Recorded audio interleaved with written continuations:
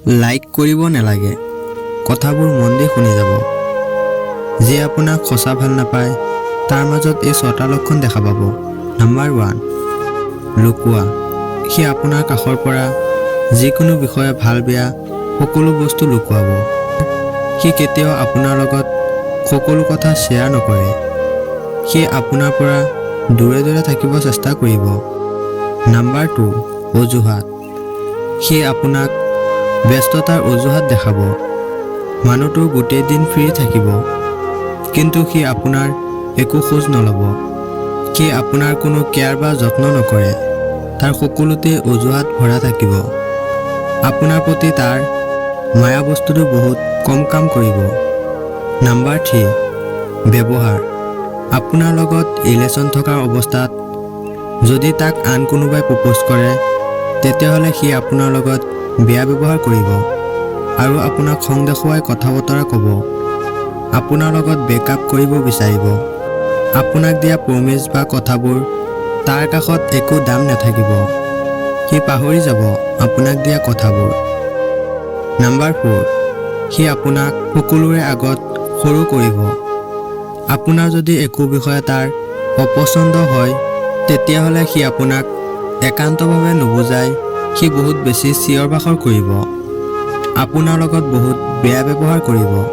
সি সকলো সময়তে আপোনাক অৱহেলা কৰিব, কাৰণ সিটো আপোনাক সঁচা ভাল নাপায়।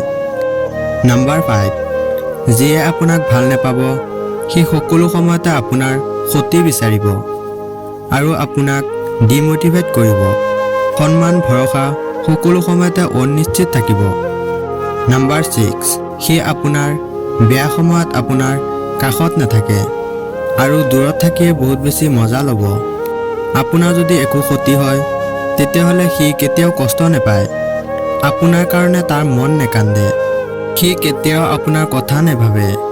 সি ভাবিব তাৰ নিজৰ কথা, তাৰ নিজৰ স্বাৰ্থৰ কথা। সঁচা ভালপোৱাৰ মাজত হাঁহি ধেমালি থাকিব। খং অভিমান বেছি বেছি হ'ব। যেতিয়া দুজনক মন প্ৰাণ উজাৰ কৰি ভাল পাব, তেতিয়া ভগৱানে সেই ভালপোৱাটো মানি নল'ব। এইটোৱে বাস্তৱ। মানুহৰ জীৱনত প্ৰথম ভালপোৱাটো সঁচা হয়, কিন্তু সেইটো সকলো সময়তে ভুল মানুহৰ লগতহে হয়। এটা মানুহে বিচাৰিলেই তাৰ প্ৰথম ভালপোৱাটো পাহৰি থাকিব নোৱাৰে।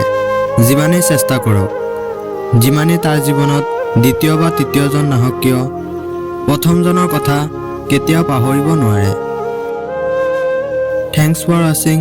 আশা কৰোঁ ভিডিঅ'টো ভাল লাগিছে।